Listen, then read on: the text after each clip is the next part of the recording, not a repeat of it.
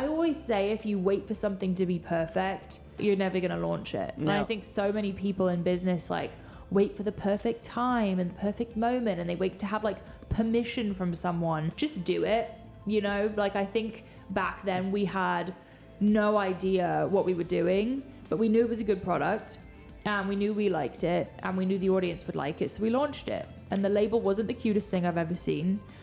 It didn't taste great at the beginning, and we learned from that launch, hey, we need to make things taste better, and that's where we started.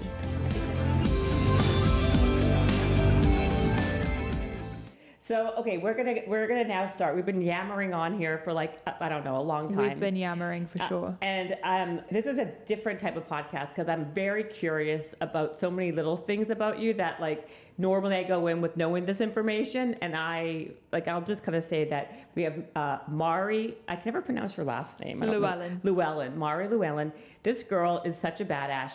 She's only 28. She is the CEO and founder of a supplement company called Bloom, which is probably like one of the top trending brands on TikTok, I would say. How long has it been like a major trend on TikTok? I feel like we've been there for over 6 months now. It's kind of been ramping up over time. But I thought it was even longer than that. Like TikTok has been a relatively new program for us. The brand initially got huge on Instagram through my own Instagram. Okay, we're going to hear all about this. Yeah. We're going to hear all about. So basically, through your own Instagram. So this girl, she is a major wellness entrepreneur. So she created a fitness app called the Slay app, right? Mm-hmm. Her whole story is amazing. She lost 100 pounds. She created this #1 supplement company with her husband. She is everywhere. And I just want to know how somebody who's so young has become so successful in where it's such a saturated industry. It is so sad. Like the fitness world, and I know this, it's so hard to stand out because there's everybody and their dog is in there pushing something, doing something. I have to understand the origin of like how you started, how you became so successful. I feel like with everything, the app, with Bloom. So start from the beginning. Like, give me your story. Go. Okay, so I think everything started with my own personal fitness journey. Like that was really the catalyst for my entire career. Which I didn't know at the time, obviously. So right. In 2017, I was kind of at a rock bottom period of my life. I had gained 60 pounds. I was diagnosed with borderline personality disorder, which is a mood disorder. I was on antidepressants, anti-anxiety, mood stabilizers, drinking till I blacked out. My life was kind of a mess. I was in my final semester of college and about to graduate, but also failing every class. So I had to pull out of school. Oh, wow. Yeah, I was health-wise just a disaster. And I look back and I'm surprised I even made it out of that time, to be honest, because I was so deep in my mental health issues that I was self-harming. I was having suicidal thoughts. At that point, I really didn't have a vision of my future at all. So I ended up moving home with my dad. And home being in the UK then? Home in New York. Oh, you were in New York. Yeah, okay. So I went to school in Philadelphia and my parents divorced, but they lived in New York. Okay. So I moved. But where did you grow up? In Philadelphia? In England. So I grew up in England. Okay. Moved to the US when I was 10 and grew up in New York for the most part, and then went to Drexel University in Philly. Got it. Okay. So moved back to New York and kind of had this like reality check moment where I came clean off the meds that I was on, because first of all, I was put on a lot of medication, and clearly I'm not a doctor. I'm not advising anyone do this, but it was making me have no sense of reality at all. I had no sense of who I was, what was going on. I was like checked out, which a lot of people who take medicine like that could understand, but it was like too much medicine. So I came off all of it cold turkey, kind of had to detox from that. Right. Because it takes months and months for that to come out of your system. And had this realization that I had gotten myself in this mess. You know, I looked around at my life and I was like, oh my God, I don't have a job. I don't have a degree. I'm living at home. I'm overweight all of a sudden. I'd never struggled with weight in my life. I'd never thought about it. And all of a sudden I was unhealthy. I couldn't go on a walk without getting out of breath. I was like emotional. My mood swings were insane. And I knew I had to take a step to get control back. And at the time, my boyfriend, Greg, who's my husband now, he's a bodybuilder. Been bodybuilding since like middle school. It's his passion. And I'd watch him go to the gym twice a day sometimes, eating out of Tupperware. Like the fitness was his life. And at the time I was like, well, what the hell is he doing? Like I had no interest in it. You know, when they say like you can lead a horse to water, but you can't make it drink. Yes, I say that all the time, actually. That was me. Like I watched it, it was around me, it was available to me, but I had no interest because I didn't really have that self-love. I didn't care about my own health. What was it though, if you don't mind me interrupting, what kind of was the precipice that made you get diagnosed with the borderline personality? What gain all the weight at that stage of life? Did something happen to you? Did you have like some traumatic event, or what was the... I would say I have trauma from my childhood overall. Like I kind of lived in a tumultuous household, didn't have the best relationship with my parents. So I had a lot of pain that I was dealing with through alcohol, definitely abusing alcohol all through college. And I know we all kind of did in college, but mine was to a different degree, and self-harming regularly. And I was in group therapy. I kind of realized that my mood was different to my friends. Like my ups and downs were so much more dramatic than my friends were. That eventually Greg was like, you know, I think you should go and see a psychiatrist. Like we need to figure this out. So that's when I was diagnosed with BPD. And ever since then, I've been on a journey of self-healing. I do therapy twice a week. It's really become my like mission to heal from trauma and also help others heal from trauma. So anyway, that's a whole other thing. No, but that's very interesting. So you're but you're still, because it doesn't go away, right? Like are you still struggling with with borderline, or is it without medication? Are you just figuring out other ways, like, you know, other modalities like living healthy, exercising, meditation, sauna, whatever it is? That's really where fitness came to me, because I was like, I need a way to monitor my mood and control my happiness. And fitness was kind of the first thing that made me feel like I had that control, and also taught me everything I know about work ethic and discipline. So we all know fitness releases endorphins, and it sounds cliche, but it really does. Like 100%. I could not agree with you more. And there's so much research is backing the fact that exercise actually has more of an effect on your mood for depression than antidepressants. I would agree. I mean, I'm the perfect case study, because 100%. I came off medication and replaced it with clean eating, nutrients, and exercise, and that put me on the path to recovery, I would say. Totally. Like that was the first thing I did. Now my whole life I'm obsessed with the sauna and the cold plunge and now I've added things to it. But back then, when I was so clueless with anything fitness or health related, all I needed to do was move my body more, and that put me on the right path. So for anyone listening who wants to take a step in the right direction,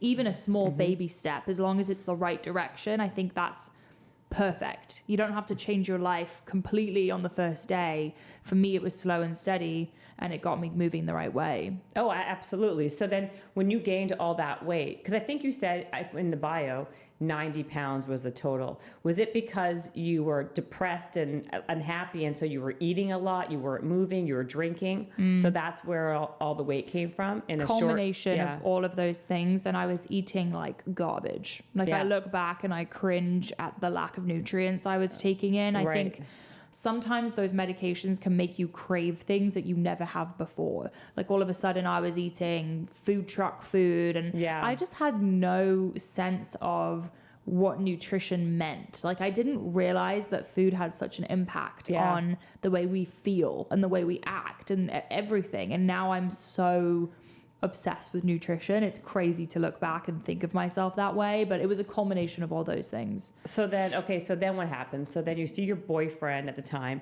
constantly go back and forth to the gym. Like, I didn't realize you were with him basically your entire adult life. So 8 years. Yeah. Wow. 8 years. I know. It's a long time. Yeah, it's been insane. So what was the impetus for you to be like, okay, you know what? I'm going to try going to the gym today. It felt like, so I had nothing else really going on. Like, my life was kind of at a standstill because I had reached this rock bottom point. Right. And Greg inspired me back then. You know, I was like, well, Greg has his shit together. Like, how come I don't? You know what I mean? Right. And I was like, well, why don't I just like take a step and try to get some control back? So I started going on longer walks with my dog Lulu. That was literally how I started. I would just like go on walks more frequently, speed them up a little bit.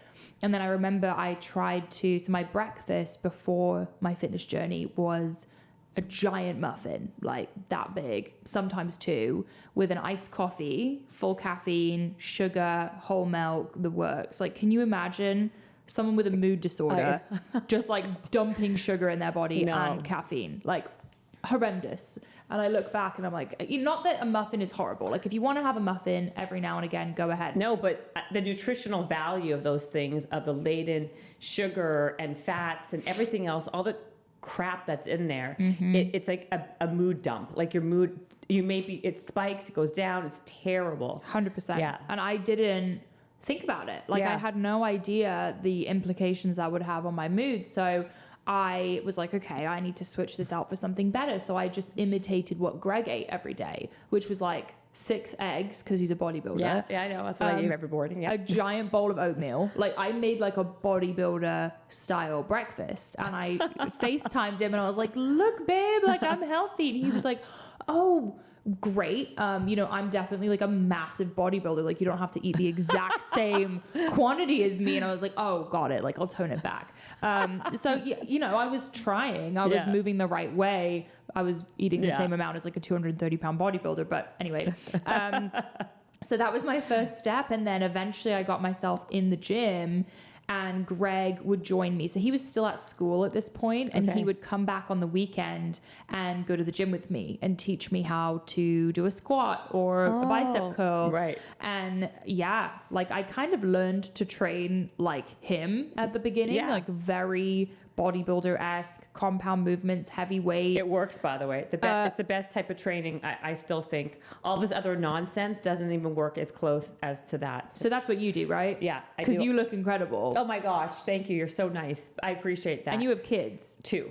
Okay, so I want to look like you when I have kids. Oh my gosh, I love you. That's my goal. Thank you. So if you look like that from lifting, then I'm going to keep lifting. Lifting changed my life, 100%. First of all, what I can understand is that people are constantly looking for the new fancy thing that's going to get them the results, when the reality is it's the basics that are the most effective and the best. 100%. Like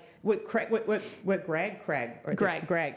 Like, that to me, the foundational movements, compound movements, lifting weights, that is what you have to do. There's no fancy trick. There's no magic pill. There's no nothing.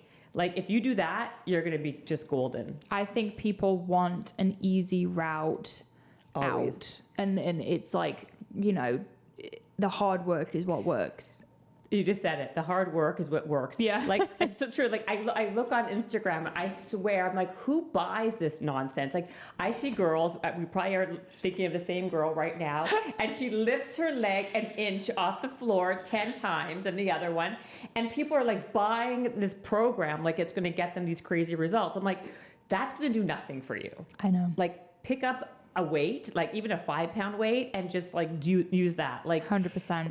And people always ask me, like, how did you lose weight without doing insane amounts of cardio? Like, it can't just be weightlifting. Yeah. But that's really all I did for the first like half of the year, was just weightlift. Because if you can imagine someone who's never lifted a weight before in their life, you see the most progress at the beginning. 100. Well, that's of course, right? And the more muscle you have in your body, the more calories you're going to burn throughout the day, right? Yeah. People don't make that, like, they don't do that. I do cardio though, because I do a lot of cardio, only because it's for my mental. Yeah. My mental health. I do now. Now I've added it in, but at the beginning, if someone's at the start of their fitness journey, just move your body. Just lift some weights. It's hard. It's like hard. you'll be sweating your butt off. I was 100%. So then you started doing, so he came on the weekends to see you and he put together like a program, like do this bicep curl, do this squat. And you had no clue what you just were just completely new at it. completely new, and he gave me a split, so I was doing my glutes and hamstrings, my shoulders and chest, whatever it was. I love it. And just getting in there, and it didn't always go perfectly. Like I would have days where I would leave crying because I felt insecure, but I made sure I showed up every day. Yeah. And just like compiling these little promises I was keeping to myself every day, like, okay, a healthy breakfast, check. A walk with Lulu, check. Gym, check. And I started adding to that each day. Right. You'd be shocked how far, I mean, I can tell you firsthand, I was shocked how far that took me. I mean, I lost 90 pounds in like 7 months. In 7 months? Yeah. So were you documenting this on Instagram? Like how did people so because at this point you have no following. Not, are you even honest? I'm a no one at this point. Right, but exactly. But like was Instagram there 8 years ago? It was there. It was just beginning, right? Like it wasn't like it is now, right? I was like a fan of other fitness influencers at that point. Like I was following all the fitness girls back then. Yeah. It was like the era of Christian Guzman and Buff Bunny. I don't know if you know who they are. Do you remember Michelle Lewin? Do you remember her? Oh yeah, Michelle Lewin. Is she still around? I don't know. I don't see her. But I was ever. following all the muscle girls. All the muscle girls. Yes. I was obsessed like Paige with Hathaway. Oh yeah. Yeah. 100% Paige Hathaway. Yeah. I remember these girls. Yeah. So I was following all the muscle girls. I wanted muscle, but I wasn't posting because I was in just such an insecure point in my life. I didn't want to take photos. Looking back, I hate myself for it because I would have so much content to work with. Do you still have that content? I only have like a few photos of me, a few videos of me working out because I wasn't thinking about it. No, I wasn't thinking. I didn't expect to have a career that was based on my weight loss. I was just doing it for me. Oh. You know? Well, you know what? That's part of the why. That's to me why you are successful, because it's such an authentic journey. Yeah. It wasn't like for show. It wasn't because you were trying to like make money at it. But I will say, I saw a few of the pictures on your stuff. I could not believe it was you. I could not believe it. You look like a different person. I know. I think that's why that transformation blew up, because people just genuinely don't believe that I ever look like that. Well, also, it's because, like the hair was different. Your face was even different. But I gained a lot of weight in my face. I think that's why. Is that just because, just because of the weight gain? Yeah. But that also just goes to show you how hair makes such a big difference, right? Because like your hair now is long and blonde. There it was not. It was like brown and in a ponytail that I saw. But, you know, like it's crazy. You look like literally a different person. Yeah, I was 250 pounds. And now you look like a supermodel. Oh, well, thank you. No, I swear. Okay, so then go on. This is so interesting. So then you're following all these girls, but you have no following at all. No. It's just you doing your thing. I literally just dedicated myself to fitness for 9 months. Like, it was all I did. Like, I didn't have a job. I wasn't going to school. It was just this. Just this. So I will say I was very lucky to be in a place where I could do that and I could focus on myself because I had support from Greg, from my dad. They were kind of helping me. Oh, they were. So your dad was kind of, and Greg, they were both kind of supporting you. A little bit. Okay. And then as I was going, I kind of started to get my confidence back. I started, really gaining this work ethic because I was showing up for myself every day. Totally. And I wanted to be able to support myself and to be independent. So I went back to school. I was driving back to Philadelphia every week, there and back in the same day with my Tupperware of chicken because I was on my Tupperware grind. I remember this so much. And then I got a front desk job at Orange Theory Fitness. I was the person at the front desk having heart monitors thrown at me, cleaning the toilet, making minimum wage. I wasn't selling the program because I sucked. Like I couldn't sell the program. Really? I wasn't good at it, so I made no commission. So I was literally making minimum wage and I was getting there at 3 a.m. every day. Wow, what time was the first class at Orange Theory? I think it was at like 4:30 or something back then. So I was opening up and really just getting like my footing back. Yeah. And at this point, I had some before and after photos that I was just sharing with Greg because I wanted Greg to be proud of me. Like all I really cared about back then was being proud of myself and Greg being proud of me because he really helped me every step of the way. And he was like, oh my God, like you have to post this. Like, look at all this weight you've lost. Like it really was like a big accomplishment for me. It was my whole life. Wow. And he sounds like he was really supportive of you back then. Very, too. very. Wow. That's nice. He would so I wanted to keep track of my weight. So he would weigh me, but I didn't want to see it. I couldn't look at the scale. So I would face backwards and he would tell me how much I'd lost. So I didn't have to know the number.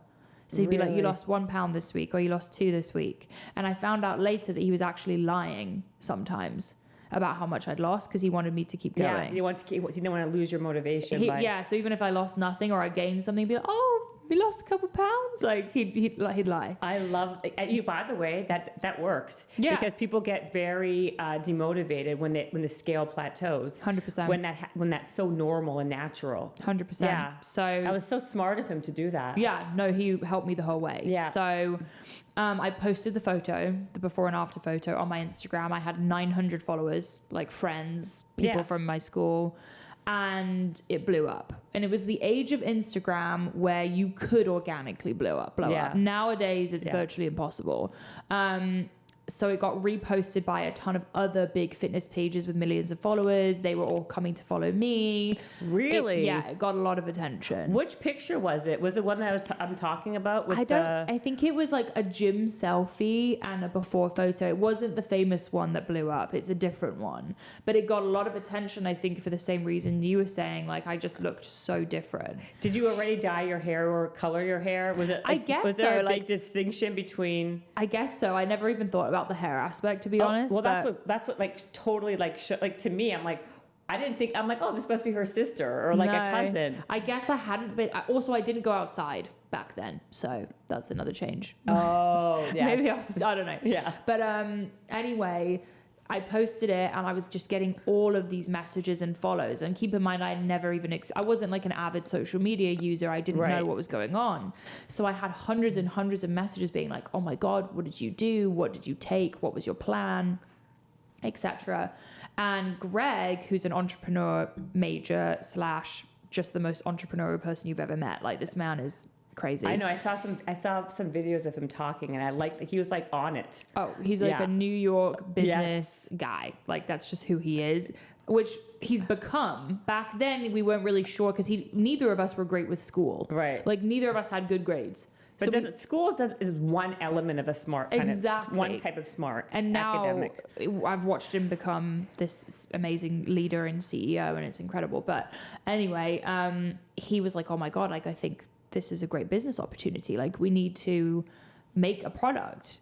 And I was like, well, let's write up my workout plan because they're all asking for it. So we wrote the workout plan up. PDF. We went to a Barnes and Noble and made a PDF. It was not the cutest thing you've ever seen. It was pretty ugly. I made it on like a Word doc, but I typed up every single workout that I was doing, my grocery list, my recipes. And I was like, hey guys, it's $5 if you want it. We would $5. I would manually email it to people from the DMs on Instagram, and they would PayPal us $5. So it was a manual back and forth, and we would be on our phones doing this all day long, just going. How many so how many followers at this point did you get from the picture? Oh, I don't remember. Probably like, it grew quickly. I was probably at 10,000 within like a couple weeks. Wow. And so then how many of these PDFs did you sell? So eventually we got a website that automated the whole thing. Okay, that's good. We sold like 1 million guides. Like, it was a lot. 1 million workout plans. Mm-hmm. That's how we got any capital to do any of the brands that we have now. It was all from those guides. That is incredible. So then you sell 1 million of these things for $5 each. Did you raise the price, or is it always just $5? I think we may have raised it a little bit once we stepped up the quality and everything. Of the thing. Okay. Yeah, and we had guide 1, guide 2, guide 3, home guides, nutrition guides. Yeah, the works. That was our business at the beginning. That's a great business. Yeah, because there's no overhead. And by the way, there's a lot of people still to this day who just have that as a business. Yeah. And they're crushing it. Oh, yeah. No, PDFs are a great business. Oh, it's a great business. But you were smart, or Greg or someone there was like, okay, now we're going to step it up a bit, right? And turn it into an app. And Yeah. I wanted it to be more modern and easy to use. Yeah. Apps take a long time to make. Like, I know. When I decided I wanted to turn it into an app, it didn't happen until 3 years later. We started working on it, and then it came out 3 years later. And yeah, now that business, which was called Mari Fitness at the time, is now the Slay app, which now we have 2 other trainers other than me, Pilates and HIIT. Yeah, I saw and recipes, and it's a gorgeous app. Like, it's crazy. So it took 3 years to make that, and then you put all the, like, not all, but the money that you made from the PDFs, you put into this app. We put into the app, exactly, and we also put into sampling for Bloom. Oh, and before that, we had our resistance bands. That was our first physical product. Oh, the fitness band. So then, how much did it? I know you're bad with numbers, but maybe just like ask Greg. I know you're going to say that already, but how much did it cost to make the app? Do you remember around like how much it cost to just develop it? Hundreds and thousands of dollars. Hundreds of thousands. thousands. It was expensive. Has it, like, is that over time? Probably even more. Yeah, because you got to keep on like revamping it, right? Yeah. And then how did it do? Like, out of the gate, did it do well? It was #1 fitness app on New Year's Day when we launched. So it beat How many years Peloton. ago was this? That we launched in, I want to say 2020. 2020, but it was top app on the Fitness Apple Store. It was insane. So is it still like in the top? It does very well. It does very well. So how many users do you have on the app now? I believe we have over 100,000 users on the app. And so you can buy it monthly, right? You can buy it yearly or bi-yearly. Is that yes? Exactly. We have different plans, and my whole thing is I've always wanted my products to be affordable. Yeah. Even from the guide being $5, I still want the app to be super affordable because I think, especially during COVID, I wanted fitness to be available for everyone. And I remember we did a big sale during COVID because everyone was suddenly at home and needing a home plan. Yeah. And my goal is just always to have it be accessible because that's been my whole thing. Like, I was someone at the beginning who I was making minimum wage. I couldn't afford the things that I can now, but I still was so interested in fitness. I belonged to Planet Fitness. I was shopping at, I don't know, some random store. I think health should be available for everyone. So that's kind of always been my ethos with that. No, and it's worked. So now you have the app. So Bloom was not done yet, right? No, so we were sampling for Bloom all of 2018 and we launched in January of 2019. So Bloom actually came before Slay. Oh, so Bloom came before Slay. Okay, so the PDFs, the resistant bands, you're making all this money from that. The app is #1, and the app's still crushing it. So you're constantly doing more. You have to kind of keep up with the workouts too, right? Are you still constantly doing workouts for the app? So we do new workouts every season or so, but we also just added the 2 new trainers, Tiffany and Paulina. Yeah. So now we've added Pilates, we've added HIIT training. We're always doing new recipes. It's kind of evolved with me. So like it has all the workouts I did on my weight loss journey, but also the ones I do now. So it's kind of evolved over time. Wow. And so how many workouts are on the app? Oh, hundreds. Hundreds. So many different combinations, but it's all those like core movements we were talking about that are so effective. The foundation of stuff. And so what's the app? The app is workouts, it's nutrition. Yeah, recipes. It's recipes. You can keep track of progress. So that's great. Before and afters, and also like the weights you're using, the reps you're doing. We have a community page. So it's kind of like everything you need. In one app. So that's great. So then Bloom. And then, so who had these ideas? Was it Greg who was like, we got to do this. We got to do this. So it was kind of like a joint moment because I was still on my fitness journey. As you know, like fitness doesn't just stop after you lose weight. Like you keep evolving. And I really wanted supplements to complement my journey. And I was coming home from GNC, and GNC back in the day was all yellow, red, black, like muscle this, like destroy X, whatever. I was like, what is all this stuff? Like it was all for men, it felt like, and it was all super intimidating and full of caffeine and fillers and all this crap. Totally. So I'd come home with it and Greg would be like, oh, you're returning that. You're not taking that. What was he taking at the time? Greg always took like a protein powder and a creatine. Pretty simple. Okay. But we both wanted to create an awesome pre-workout that didn't have all of that crap in it. We wanted a pre-workout that I could take with my anxiety and it wasn't triggering me. Yeah. And it tasted good, but was a bit more natural than what was on the market. By the way, is this considered a pre-workout? No. Okay. I would have told you. Okay. You'd be delicious. Buzzing. You'd be buzzing. Okay. Yeah. Cause this is I'm telling you, this is the greens and superfoods. superfoods. This is our greens. This is by far our best-selling product now, but it was not the first product we launched with. This is our hero SKU. This is our baby. Yeah. Our greens. It's very, by the way, I'm drinking the greens and superfood. It is, and I'm not just saying this because she's beside me. I'm actually being honest. I really do. I'm drinking it on the podcast because I like it. She taste tested it before we got on, and I was terrified that she wouldn't like it, but good thing she does. I was terrified too, but it's actually very delicious. That's like our biggest feedback is that we taste better than anything else on the market. By far. That was my goal too, because I wanted something that was easy to incorporate in my lifestyle. I didn't want to have to pinch my nose and chug it down. 100%. I wanted something with all the fruits and veggies, all the nutrients, all the bloating hacks, but didn't taste like grass. Yeah. Well, that's the problem with most of it. Most of them does. And that's why I will actually drink this even when you leave. So that's that's good to hear. That's really good. I mean, the reality is I also think that if something does not taste good, nobody will drink. No one will eat it or drink it. Exactly. That's the reality. Exactly. Reality. It can be so good for you, but no. And also that's a very niche type of person. If you create a product that tastes like dirt, like I will occasionally drink things that taste like dirt if they're good for my health, but most people will not. Well, you just said the key word, occasionally. Yeah. You won't do it regularly. Exactly. We wanted something that was an everyday all-in-one supplement. Totally. So yeah, we launched the pre-workouts in January of 2019. Where did you launch it? Just on your Instagram? Yeah. So we were living in Colorado at the time. We lived in Colorado for a year. Why? I don't know. I couldn't tell you. Because basically we were at the point where we were building my brand. We were building Bloom. Okay. And we were like, we need to focus. We need to move out. I was still out of my dad's house at the time. Oh, okay. Out of his attic, like selling resistance bands, packing them myself. I was basically running a business out of my dad's attic. Okay. Oh, so wow. I love this. We were like, we need to get out of here because we needed to grow our business. So we were like, Colorado seems great. You know, we thought we were outdoorsy. We like loved fitness. And we were like, it seems perfect. Turns out we're not outdoorsy at all. Like we're LA outdoorsy. I was going to say there's a big distinction. Oh, it's not the same. No, they're like kayaking and sleeping in trees. Like I can't. I'm exactly. You like the walks and the hikes like me. Okay. Yeah. You're not into the kayaking and the rock climbing like them. Yes, no. We couldn't keep up. We were like, oh, this isn't for us. So basically, for a full year, we didn't leave the house. We were in the house just working on Bloom because it was just us two at the beginning. Wow. So we were doing all of the label creation, all of the customer service, all of the social media, all of it, all of the inventory ordering. So wait, but by this point, it's 2019, 18. Yeah. How many people do you have following you now? Ooh, I think I was at 600,000. Okay, so, and it's not just the number. What's amazing is the engagement, right? Like you can have a huge number and have nobody give a shit, right?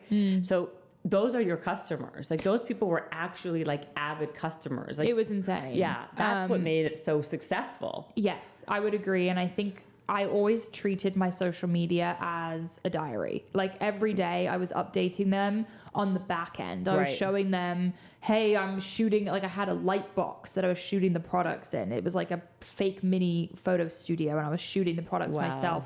And I was showing them and I asked them to help us come up with our flavors. So I was like, what flavors do you guys want to see? So they were involved from start to finish. So good. And the followers and I were so connected because I was talking to them every day. I felt like we were talking in the DMs, in the comments. They were hearing like my mess ups, my mistakes, my wins, every single thing. So smart.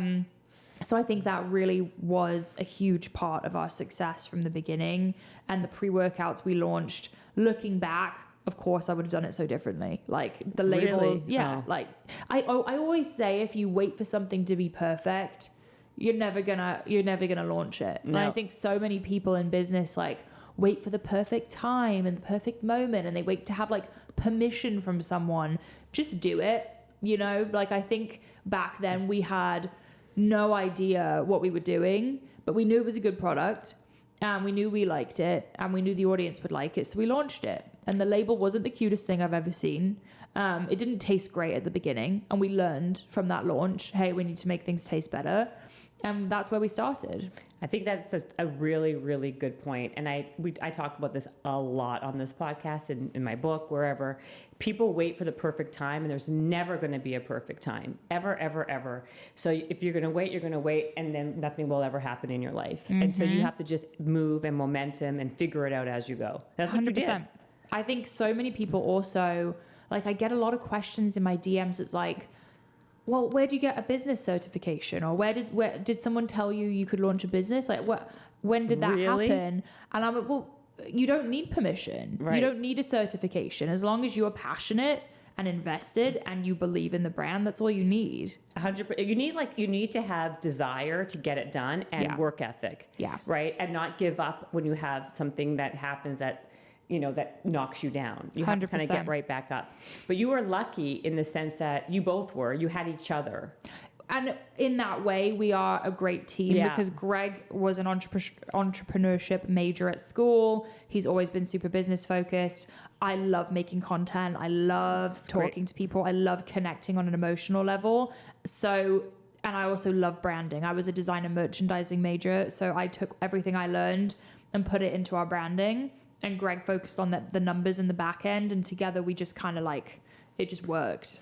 That's amazing, though. And that's another good point, because you don't have to be great at everything. Mm-mm. You got to know what you're good at and lean into that, and then find other people who can help balance it out to be successful. Because right? Because nobody can do everything on their own. It's impossible. Right. And as we've now hired a lot, when we started hiring, we realized, okay, we need someone who's going to kill it at customer service. That was our first hire, actually, because customer service was probably the hardest thing for us to do. Really? Because it's like people are only emailing you when they have a problem, right? That's right. And when you own the brand, you take it so personally. So all day we were just like, God, this is so demoralizing. We hate this. So we hired Dom, who is an angel. She's such a sweetheart. And now she leads a customer service team of 6 or 7 people. She's head of HR. She's still with us today. Wow. Wow. Yeah. How many people do you have at the company now? I'd say 40, 45. And when I say company, is it... Because Bloom's one of them. Yeah, they're separate LLCs. They're all separate. Mm-hmm. So you have Bloom LLC, the Slay app's another LLC. What's the other LLC? Do you have your personal LLC? Technically, it was Mari Fitness, but now Slay is within Mari Fitness. So you have 2 separate. Mm-hmm. Wow. And so how many people do you have working on the Slay app? So that team is out of London, actually, and there's about 10 of them. We have 1 or 2 here in LA with us. But Bloom is definitely our biggest company. Yeah. And that has the potential, not even potential. I mean, this is going to be, it's already massive. I know I can't ask you numbers. You don't know any, but do you know how much you've sold in terms of what your revenue was last year, even for Bloom, or you have no idea? Yeah, we've 10x every year. Every year. We're currently the #1 selling supplement at Target. Okay, so I want to remember I said at the beginning, so this product now is in Walmart. It's at Target, #1. It's an Amazon bestseller. I saw crazy amounts of reviews, 25,000 or something crazy amount of reviews on Amazon. So then I'm sorry, I didn't mean to interrupt you. I was just so excited. So then you come up with this pre-workout, it wasn't great, and then what happens then? So we, You're in Colorado. You've got the customer service person. Yeah, we kind of redid the pre-workouts, made them better. They kept selling out. I have to shout out our community. They have been so loyal to us from the beginning, and they were just there to support and give feedback and tell us what they liked and what they didn't like. So we listened to that feedback and made edits, and the products just kept getting better. And then I was like, I really want something. And I would say my journey was evolving at this point. I was such a fitness focused person, but as I was learning more about trauma and inner healing and wellness, I wanted something that wasn't just for the gym. I wanted something that was an all-in-one, all my nutrients, all my fruits and veggies, all my probiotics in one supplement. So I was I want to create a greens. I want to have a greens powder, but I don't want it to taste like dirt, because all of the ones on the market taste like dirt, and there weren't that many. And also they were all very male branded. Yeah, they are. Which is fine, totally fine. But I was, my community were women who were new to fitness, and I wanted to speak to them specifically. And they wanted these products too. There wasn't that much out there at the time. So we started sampling for the greens and, trying to nail getting all these amazing ingredients in here and getting the flavor perfect. So if you can imagine things like wheatgrass, alfalfa leaf, chlorella, those don't taste good, right? So getting that to taste good while keeping an all natural formula was hard. So It is very hard. Like, what's the shelf life of that? I don't know that. I don't know. Maybe a year or something? Yeah, probably a year. But when we first started sampling for it, we went on a trip to Puerto Rico. So I didn't know this, obviously, but this was the trip that Greg proposed to me. So I had my greens and I was like trying them out at the time and making sure it was a great product. And he proposed to me like the first night, and we were drinking and eating and celebrating so much. And I was taking my greens twice a day. And it was the first time that I really noticed, okay, I'm not bloated. I'm not having horrible hangovers. I'm feeling like lean and good this whole trip. These greens are like making it possible for me to enjoy myself and feel good at the same time.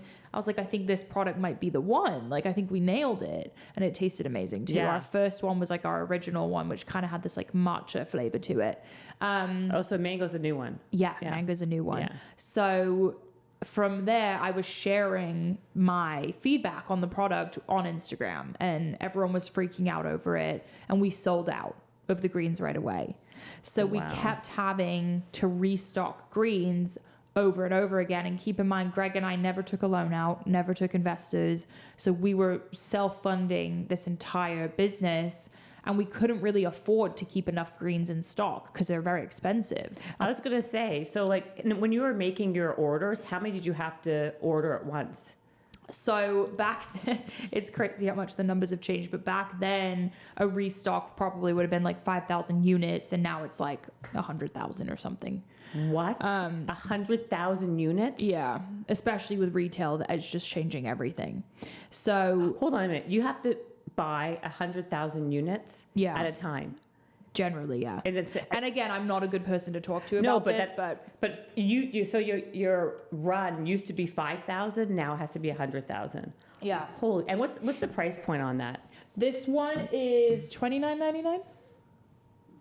We'll look it up. Yeah, you really are bad with numbers. I know, I'm really bad with numbers. She has no idea. This one I think is $29.99, but this is our bigger size. So this is a 60 servings. But by the way, that's actually very reasonable compared to the other stuff out there. Yeah. That's not bad at all. Pretty good price. So yeah, people were getting mad at us because we couldn't keep it in stock. So we had to, and also we couldn't afford to get it back in stock until the original one had sold. Because you know what I mean? Yeah, so we had we had to keep selling it and selling out. And then we kept adding more and more units as we kept ordering. Wow. And then that was the year, I do know this number because I watched it on the Shopify screen. Okay. We had our first $1 million day on a greens restock. It was insane. So I'm training one of our first big employees, our creative director. And out of the corner of my eye, I'm watching the Shopify screen because we had a big restock that day for greens. And I'm watching us have our first $1 million day. And at that point, it's still pretty much just me, Greg, Dom, and this girl we just hired. So I'm like, oh shit, like this business was growing more than we could. $1 million in one day. Yeah. Me and Greg were like, couldn't believe our eyes. It was insane. This product really it took over. That is insane. Yeah. And that wasn't even with retail. No, that was literally just from Instagram and Shopify. That is insane. Okay, so then what happens? Then we're like, okay, I think this is our hero SKU. Then I'm like, yes, exactly. Okay, we're changing our whole business. No, but like the greens really just made sense for everything. Yeah. Like it made sense for the customers, the whole brand. So that became our new focus. And from there, everything just kind of snowballed. We got on Amazon. We launched our TikTok program, and we moved to LA. So we've moved a lot, but go on. That makes sense. We have moved from Colorado back to Brooklyn at this point. So we were running our business out of our apartment in Brooklyn during this $1 million day time, which was difficult.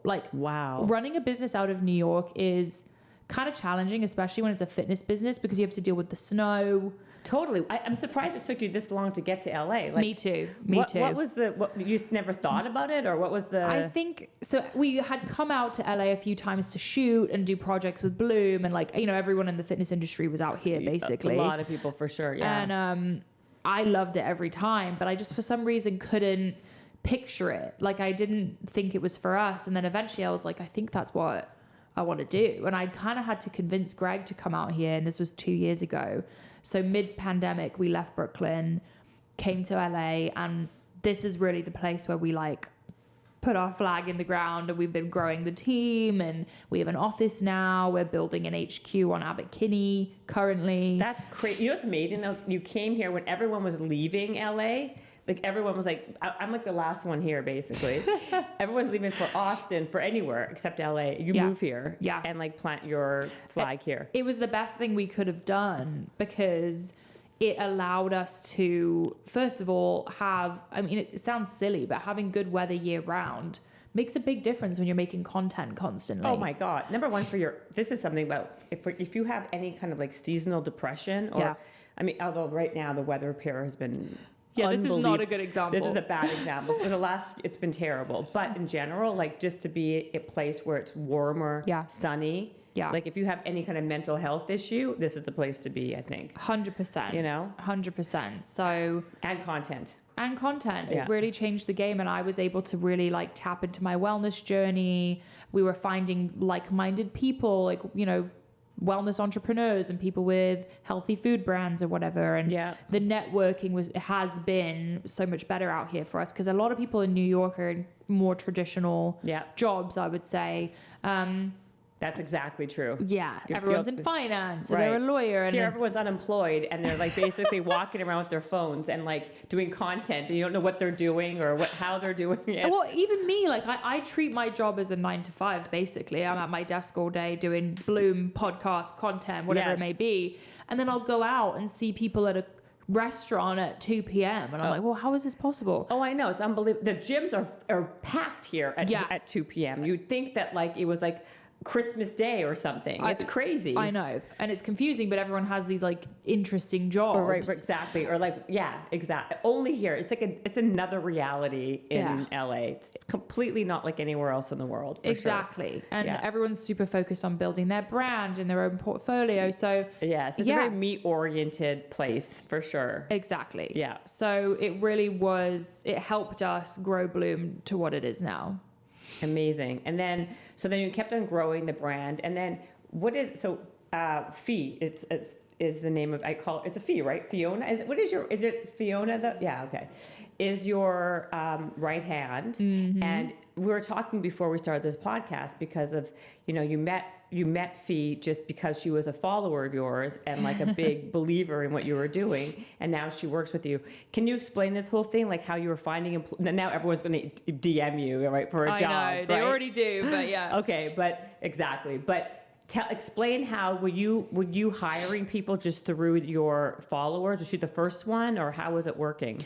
Yeah, so I'll use Fee as an example because I think she was one of the first, but I would be, you know, as I said, using social media as a diary. So I would share when my life was a mess and I was like, oh my God, I need help. Like, I don't have time for this. Like, this is falling apart, whatever.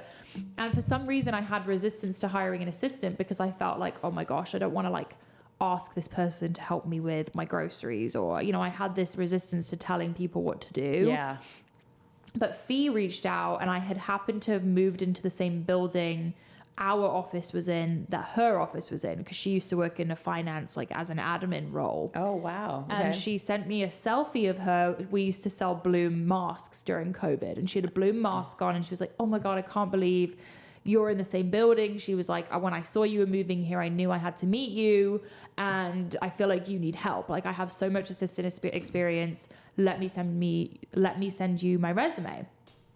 And I was like, oh, I don't know. Like, I'm not really sure I'm ready for an assistant right now, but thank you so much. Like, sure, send it over. And she sent her resume over, and she was very convincing. She was like, I know I can help you. Like, let me just have a conversation with you. And her resume was super impressive. She'd worked with like a big celebrity before and had like a lot of organizational skills and things that I don't have. Right. So I was like, okay, like, let's get on the phone. And we got on the phone. She told me her whole life story, which is a very Fee thing to do, if you know Fee. And then we were like, okay, she seems great. Let's hire her. So she worked with me for the first 6 months on a personal level. And then over time, she came on full time, which I think she was a bit like at the beginning nervous about, because she left a very stable corporate job to work for an entrepreneur Yeah. who's kind of just, you know, putting everything on the line. Right. But it's worked out very well because now she's my executive assistant. So she helps me with all things with my podcast, business, scheduling. And then we also have a personal assistant who kind of is now Fee's assistant. Wow. So then how do you spend your day? Like, give me a day in the life of what you do, because you have so many different things. Yeah. And what does do you guys, by the way, is your relationship still intact because you work together so much? Because I mean, that's a lot of like togetherness, you know, I don't know if intact's the right word. It's like strengthened. It is like okay. we've been through it, you know. Yeah. Like, I'm not gonna sit here and say it's been easy because I hate when people do that. It's bullshit. I mean, how can it be easy? You're with the person constantly. It's not. Like, we've definitely had ups and downs, and sometimes we'll go weeks where we literally don't see each other for more than 5 minutes because we're so busy, or we don't even go on our dates. We don't connect on a personal level. Yeah. But we always find that time, and at the end of the day, he's my best friend, and I really respect the shit out of him. I don't know if I can curse on here. Yeah, but, you can. It's fine. He has become such an incredible leader and CEO, and he's doing what he's supposed to be doing. And I think it's incredible that we've been able to align our passions, and I'm doing exactly what I want to do, and he's doing exactly what he wants to do. So we really support each other in that way. And I think every hardship we've been through has made us better because we've proved to ourselves that we can make it through anything. So yeah, it's intact. Yeah, is it for now? For now. So how old is he? He is 27. Oh my gosh. So you guys are both really young. I appreciate you saying that because I feel old.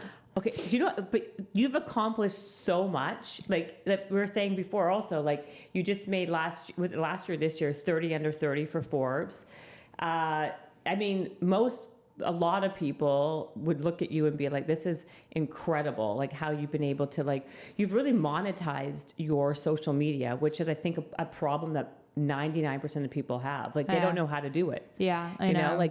Is it because, I think we were saying because of the authenticity of your story that people are super engaged. Yeah. But the problem is it can't grow organically anymore, right? Mm-hmm. But you're what, 2 million followers on Instagram? Or 1.6. 1.6. Mm-hmm. Okay. How did you go from the 600 that you said earlier in 2019? How did you grow to another million? When do you think it stopped becoming organic? Did you put advertising into your stuff to get your numbers up? Like, how did you do it? So you got to have Greg on because he's so obsessed with marketing, and he really I will have Greg on. He did an amazing job with this, but he kind of put together that my transformation and my story was what was fueling our brand's success.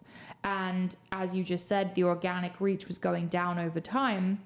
So yes, while I was still making content that was getting people to click follow and want to keep along the journey, Greg was also doing Facebook ads, Instagram marketing to get my story out there. He was basically like my PR agent. Yeah, he was probably boosting the posts and all that. Boosting the posts.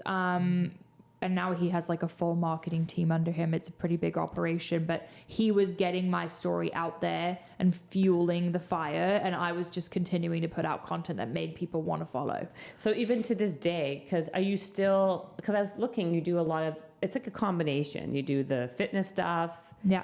But now you already are transformed, so to speak, right? Like your transformation is done. Yeah. So what kind of content is really catching people? Because it's hard to. Yeah. Because also you've been doing, once you do it for so long, I would imagine it's how do you keep it fresh? I mean, people have seen you transform. You've transformed already. Okay, now you're doing a squat in a red outfit. Now you're doing a lunge in a pink outfit. How creative could you be that makes people, oh, this is better content than Joe Blow over there? I agree with you, and I feel like I actually moved away from even posting workouts because it's interesting because I think a lot of people know me for that before and after, but now in my life I'm co-founder of Bloom Nutrition first and foremost, and president of Bloom Nutrition. I'm in there every day. I don't have as much time for content anymore, unfortunately. Right. The main thing that I have, first of all, I think you need to pivot all the time. You literally need to be down to switch platforms, to change your format. You can't get stuck in your ways. And the podcast movement was super interesting to me, because I feel like I have a lot more to say that Instagram was allowing me to do. So I was, trying to create these 30-second reels that explained how I felt about wellness and mental health. And I was like, this isn't giving my story room to breathe. And I don't think people are getting to know me, and I'm not connecting with them the same way. Yeah. Especially with this new short form, like For You page style content. So that's why I pursued creating a podcast, and I now have one called The Pursuit of Wellness, and it's really allowed me to have room to have a hour-long conversation like the one we're having right now, and really dive deep into topics that I actually care about, talk about business, talk about wellness, talk about mental health, talk about trauma. It allows for like nuances that you don't get on social media. Absolutely. So that has been my main focus for content, I would say.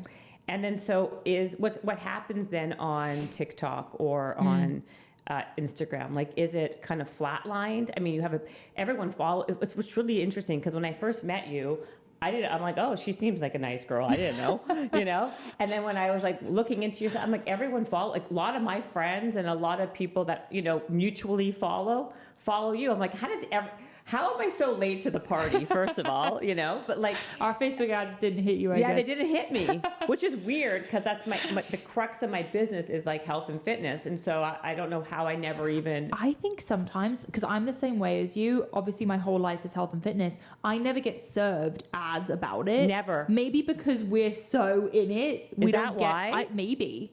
I don't get served ads for even my own brand. So that's what's very interesting. I've never seen Bloom. I never seen you.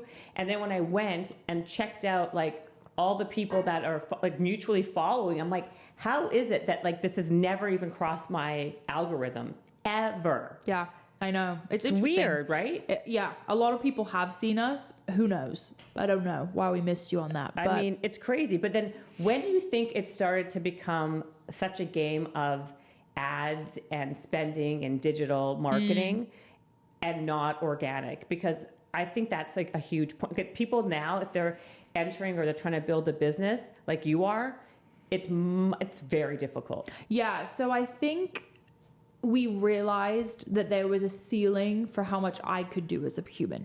Because back then, everyone considered Bloom Mari supplement company. People only knew about Bloom through me. And I felt like we realized, okay, that's kind of a problem, because that has a limit to it, right? Right. So we switched our mindset to, hey, how can we get this in the hands of other influencers, right? So yes, while Greg was also doing paid advertising, we were just sending out a shit ton of free product. Yeah. We were like, let's just send greens to everyone who wants it. And we still do that. And a lot of the posts you see on TikTok are not paid. Right. You just send out stuff. We just send free product. And if we don't even ask them to post. If they enjoy it, they do. And a lot of them you don't even ask them to post? Not always, Do you have somebody who's just focused on outreach, like on social media, like to all the different fitness, wellness, health and wellness influencers? Yes. You have one who just constantly DMs them, hey, do you want Bloom? Hey, do you want Bloom? We have a whole team. How does that process work? So we have a head of influencers named Jillian. She's amazing. And she has a team under her of like 10 girls who are like our interns, who usually come from USC. They're younger, super social media native, and they find girls who align with the brand, who we think would enjoy the product, and we reach out and we send them product and we say, hey, if you enjoy it, like, do you do whatever you want. We like to leave the creativity in the hands of the influencer, because if you try to tell them what to make and what to film, it doesn't feel organic and it isn't true to them. So we always just say, do you. For example, we work with Alex Earl. She loves going out. She's a college girl. She's drinking. She's hungover. She takes her greens to get herself back going. Yeah. That's her vibe of content while she's getting ready for the day or whatever it may be. We also have like a famous grandmother on TikTok who takes our greens. Like, it really ranges. It does range. Like, even your audience. So like, I was going to say to you, what is your demo? But the truth is, it is a wide range. Yeah, my demo is probably like 20 to 30, like 25, 30. Kind of evolves with my age, I find. As you evolve, they are evolving too. Our Bloom age is really across the board, because it's a product that's for any anyone, like, you know, men, women, whatever. Usually it's female. But it really ranges, and it kind of skews younger nowadays because TikTok has such a young audience. Yeah. So you're basically, so that's what there's a lot of strategic partnershiping right now to grow it and build it. Because now with Walmart and Target, and it's forget about even getting that deal. It's moving off of the shelves, which is the hardest part. Forget about just like getting okay, we're going to buy it from you, but then you have to get it off from the shelf of Walmart to the person buying it, right? Yeah, that is the hardest part. And we weren't, you know, we didn't know what to expect because we'd never been in retail. We'd always been D2C. Right. And Target was insane because the craziest part about Target was when I made this product, I was like, I could see this at Target. Like, I know my girl is a Target girl, and clearly she is. I mean, it's been selling. Every time I go to see my product on the shelf, it's sold out. I was going to say, because I don't think I've seen it there either. It's always sold out.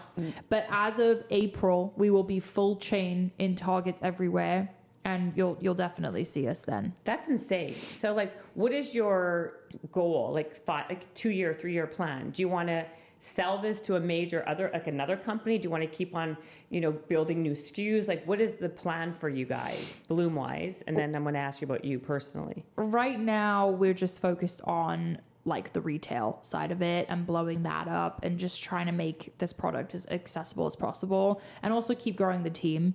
We have an incredible team. They're all under the age of 30 and they're all crushing it, and they all like have really come into their own. Like, you know, one of them, Lindsay, was a copywriter at the beginning and now she's head of partnerships. Like, it's incredible to watch their careers blow up, and who knows what will happen with Bloom and where it will go, but we just want to focus on making it better and better. So new products coming, new flavors coming, collaborations. Oh, that would be great. So so how about you as an individual now? Like, so what's your, like, besides basically running Bloom with Greg and the app? I mean, a lot of these things, I know a lot of these things are already like in motion, so it's not, you know, but I'd still like to know, like, what else are you doing and how do you spend your day? Like, give me a day in the life of you. Yeah. Everything. Okay. The day in the life is tough because my every day is so different, but I'll give an example. You don't have like certain rituals or... I do. Okay. I do. So I wake up usually at like 5:45, 6 a.m. Okay. And I'm in the gym by 6:30 or 7. So do you go to Gold's? I do. How do you know? Because I can tell by the background of what your pictures. Because I used to go there again. Like, I could see you there. Yeah. Well, like when I was your age, I kind of like, I'm Canadian. I moved close to where you are. I went to Gold. It's like the same thing. You know what I mean? So I saw. I'm like, oh yeah, of course she goes to Gold's. Oh yeah, we're Gold's people. Yeah. Gold's Venice. Is it still so dirty and gross in there? No, it's nice now. I would say. I don't think. I mean, it definitely has like a rough around the edges. That's okay. Vibe, but love it. I love it like, too. It's like massive men who hype you up when you hit a PR. It's awesome. Yeah. I love it. Yes. So generally I'm at Gold's, and then I head home. For how long? I want to know details. Okay, so I work out. I think you can get a good workout in 45 minutes. I really do. If you're focused, for sure. If you're focused and move quick, which I do. So, and I like to get my heart rate up. Like, I'm definitely still lifting heavy, but I like to like do a lot of supersets and keep moving. Okay. Then I head home. So wait, do you eat or anything before, you said? No, I go fasted. You go fasted. So not even, would you even have this greens or no? I would have the greens once I get home before breakfast. Oh, but first thing in the morning, if you want to know the full routine. Yeah, I want the full routine. I don't want you to kind of like dilly-dally to the big stuff. I want the detail. Wake up. Okay. First thing I do is have Quinton minerals. Do you know what that is? No, what is that? It's like seawater that you put into water, and it has all of the essential minerals in it. So I drink that. Where do you get that from? It's called Quinton. Quinton. The guy that I heard about it from is 75 years old, and he has the blood work of a 30-year-old. The bone density of a 30-year-old. Quinton minerals. And where do you buy it? Waterandwellness.com. This is not sponsored. I know, it's not even. This is the kind of stuff I like to know. Okay, go on. Quinton, and every day you put a scoop of that in water. Yeah, it's like a vial of seawater essentially that you just pour in.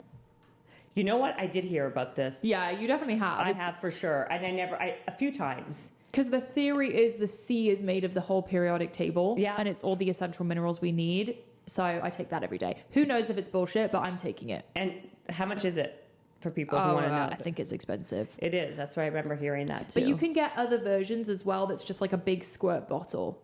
I think companies are coming out with cheaper versions now, so I would look into options for sure. No, but that one, so some old man told you about this. I listened to him on a podcast. I am awful with, I just buy anything from podcasts. I do the same thing. That's my pantry is full of crap. You should see my pantry. I can give you a run for your money. Do you have a supplement addiction as well? You know it. You should go. I'm telling you, my garage. There's no cars in my garage just because it's full of crap that I get. Like it's crazy. It's crazy. Yeah. I have like a whole. If you could see me at nighttime, like my red glasses and my whole. Oh, you know this. You have to walk around this house. You would think you're in a wellness resort.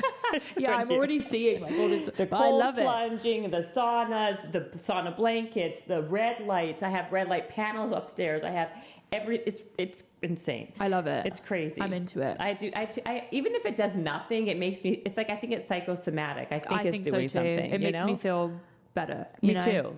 So I take that. Sea minerals in the water. Yep. Feed my dog. And then head to the gym. Okay. At the gym, I'm doing weights generally. Okay. Do you do lower body one day, upper? Yeah. Okay. Yeah. Glutes, hamstrings, shoulders, chest, back, buys. So switch off between that. And I try to walk. So if I can squeeze in a morning walk as well, I'll do that. Usually like a 20-minute one because I think steps are really important. Can you walk to the gym? I could, but it would take a long time. So I generally drive home, go on a walk, come back. Decaf coffee. I'm a decaf gal. Why? I run just very, very anxious in general, so I don't really need more anxiety. That's true, actually. It's a good point. Yeah, I've recently done a bunch of hormone tests and things of that nature and realized that my testosterone is pretty high. So I'm just like a very driven person naturally. So if I add any caffeine to that, I just become a maniac. Yeah. Interesting. Yeah. So then you come home, you have your decaf coffee. Yes. And then I have breakfast, which generally used to be eggs, turkey, bacon, berries. Mm-hmm. But now I found out I'm highly sensitive to eggs due to my tests. That's what I found out too. I think I ate too many in my life. That's what I did. Yeah. And now I'm allergic to it. Same. It's a bodybuilding issue, I think. Yeah, because remember you said about your Greg was eating 6 eggs. I was eating 5 eggs every morning for like so many, like 18 years. Well, because they are the healthiest food you can eat. They have all the nutrients, all the fats, all the protein.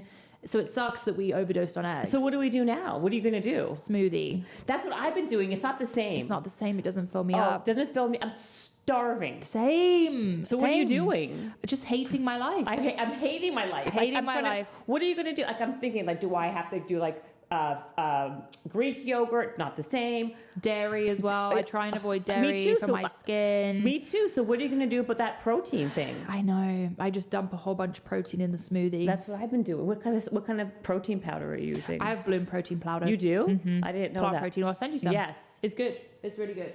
Which one? Vanilla or chocolate are you? I have a lemon bar one that I like. And what kind of protein? This is actually, forget about the podcast. What kind of protein? Is it like a 20 grams of protein per serving? I believe it's 20 grams. It has a lot of protein in it. It's pretty good. I was pretty picky about that. Yeah. But if I'm out and about, like at Erewhon or something, I'll do a hemp protein. You do hemp? Why hemp? Because it's better for you. Yeah. I mean, they say pea protein isn't ideal. I know. I don't like pea protein. Yeah. And I like doing seeds, some kind of seed in there, like a hemp seed or a flax seed. The flax seeds. Really good for you. And then I'll do banana and berries.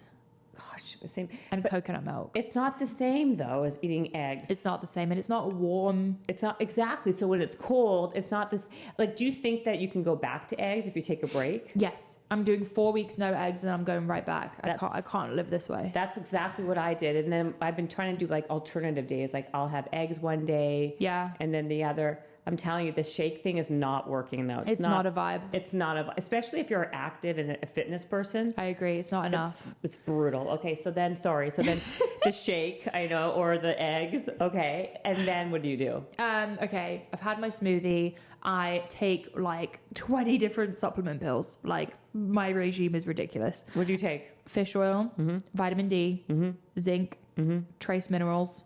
Trace minerals. B complex. What else do These I are all take? things you should have in Bloom. Yeah, I know. Well, we do have a fish oil. It's very good. That's the one I use. You have a fish oil that's really good? I use Nordic Naturals. Do you know what That's one good is? too. Yeah. What else do I take? I take a number of things, and I take my greens obviously before I have my breakfast. So I've already had this, which has a bunch of things in it. So then after that, I head upstairs, wash my face, ice roll.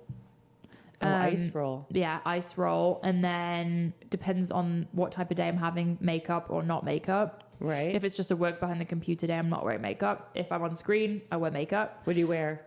Kosas. I love Kosas. That like natural makeup, KOSAS. Oh, okay. Oh, yeah. I And know like that one. Say blush. I use a number of different things, but I do very light makeup. I'm not a big makeup girl. No, yeah. And then after that, I head down. So I have an at-home office. So I'm either in there or like yesterday, I was at the Bloom office. So right now we're out of a WeWork, which sucks because we're exploding out of this WeWork. Wow. Like we take up a whole section of the WeWork. Really? So that's why we're building our own HQ, which we move into in a week. So and exciting. That's way bigger. So I'll go to the Bloom office and have some meetings there. Try and get all my meetings done in kind of like a batch period of time. Because, you know, a lot of my day will be revolving around the podcast. So I'll have to go to the studio to record. I batch those as well. So I'll do 2-3 episodes at a time. I think I'm coming on your podcast soon, Oh, too. I can't wait. Yeah, It's I going to can't be wait amazing. to go on your podcast. I know. This is going to be exciting. Okay, go on. So We might be in the new HQ by then. Oh, really? Maybe. So we'll see. That's right, because you're going to be there next week. I think I go on in a couple months or month. Fee will tell us later. Fee will tell us, but I'm really excited. Yeah, me too. So maybe I'm recording for a bit, I'm getting content, and then I'll head back home in my home office and take some meetings regarding branding, collaboration, upcoming events for Bloom, sometimes for Slay. So my brain splits in like 5 different ways all day. Like I go from Bloom to podcast to Slay to content. And as I said before, I really haven't had a ton of time to make content lately. So that's kind of been my last priority, unfortunately. But I'm surprised that you don't have someone following you around with like... I've tried that. I've had 2 different people following me around. And the thing with that is you need to really like someone. I was going to... Trust me, I know. It's like a whole thing. There's not, you know, I'm a bit picky. No kidding. Now that I know you, I understand. Like you're like, you know what's interesting? I see you more as a real, like a business entrepreneur than I do a fitness person. I don't really consider myself a fitness influencer. I never did. Even when I met you before, that's why like that hearing your journey is so interesting to me, right? But, yeah. Like I know what you're saying because like having someone around you, you know, filming you is really, it's kind of like very, it's like, it's kind of like, what's the word? Intrusive. Invasive, yeah. I've had it twice to where they were great girls, but you, like, for example, I'm with Fee all day. Yeah. And me and Fee just click. Like, she keeps me going. She keeps me positive. Yeah. I've had people who don't have, like, the best energy or maybe they're a bit down in the dump and it just, like, drains me. So I've kind of decided that I'm better just doing it solo. But I am in the position where I do think I need help because I'm either recording the podcast for 3 hours and then I head home and edit the podcast for 2 days and then I'm doing... Not anymore. Yeah. Hiring is tough for me. I have a hard time letting go control of certain things. For Bloom, that's another story because we needed to hire and now we have this big team. But I view my job as being the spokesperson for Bloom. Yeah. Because I'm the one that had the story. I came up with the products. Yeah. I feel like I can speak to the emotional connection of the brand and the messaging the best. And it's what I enjoy the most. I think my biggest asset to the company is like doing things like this. Yeah, I agree with you, by the way.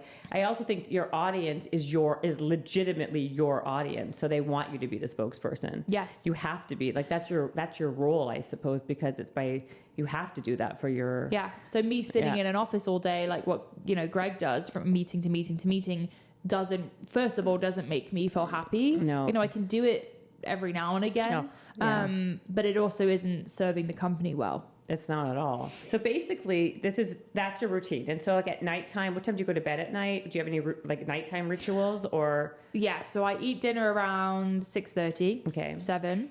Preferably 6:30. And then I take all my nighttime supplements. I love taking inositol and L-theanine. I think together they're a great duo. Put my red light glasses on. Yep. Because I don't want any of that blue light. So I wear these really cool like red glasses. I put my head in like that headband that gets it out of my face. I do my skincare. I have this blue red light for skin. It's like an arch that you lay underneath for 10 minutes. So I'll lay underneath the arch for 10 minutes and meditate. Really? And listen to Joe Dispenza. Where'd you get this arch from? From my dermatologist. It's ridiculous. I don't know why I have it. It was the biggest and weirdest purchase I've ever made. Okay, so I don't need it. No, you don't need it. Okay, don't get good. it. Okay, that's good to know. Don't get it. Okay. And then I watch Yellowstone with my husband in my red light glasses and go to bed. Usually I'm asleep by 9:30. Do you have a social life because of the fact you're young? I was going to say, do you? Because you're so young, you don't go out at night at all? No. On the weekends? What do you do on the weekends? So I've really been focused on trying to have a better social life. There's a lot of wellness girls in Venice who I think are great, and I've been hanging out with them. But I'll like to go on a walk or get coffee or go to Erewhon, do something healthy. I don't have time to go out because if I'm going out, I'm losing the whole next day. Total. You're preaching to the choir. Yeah, so I don't have like the most exciting social life, but I have one. You have a social, but to you, what's fun is like these walks and socializing, doing things that are like more on the healthy side. Me too. And people always think I'm so boring, and I don't care. It's like what I like to do. I don't care. Yeah, sorry. I don't want to go out to a club. Like, then for what? It ruins your whole day the next day. I agree. Then drinking and the calories and then bloating, and then I got to take more greens the next day. It's a whole thing.